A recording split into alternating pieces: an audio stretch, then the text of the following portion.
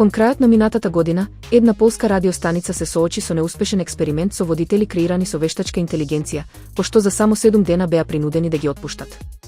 Слушателите не ја прифатија идејата да бидат забавувани од личности кои не постојат, па следеа жестоки критики. Австралиската станица када направи сличен чекор, но молчеше цели 6 месеци дека нивната водителка ти всушност е производ на софтверот Eleven Labs.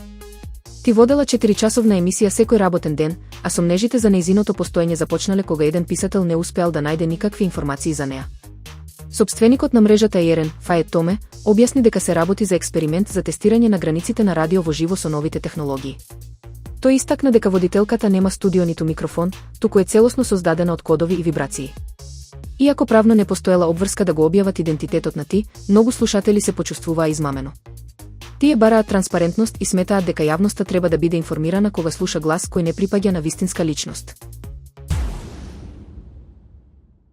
Вредноста на биткоинот на берзата Binance достигна 83.812,73 евра, што е раст од 1,69%.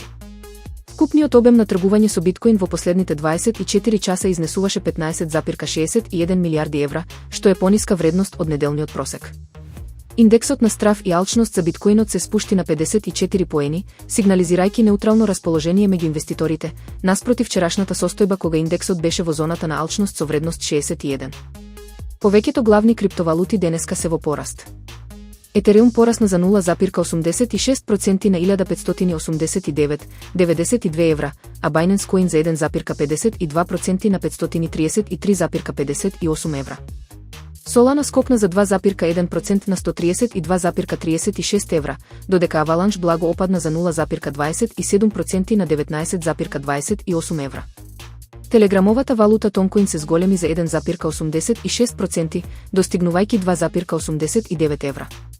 Најтргувани денес се биткоин, етереум и Трамп, со раст од 3,75%, а најголем раст бележат криптовалутите Shell, Pengu и Citus.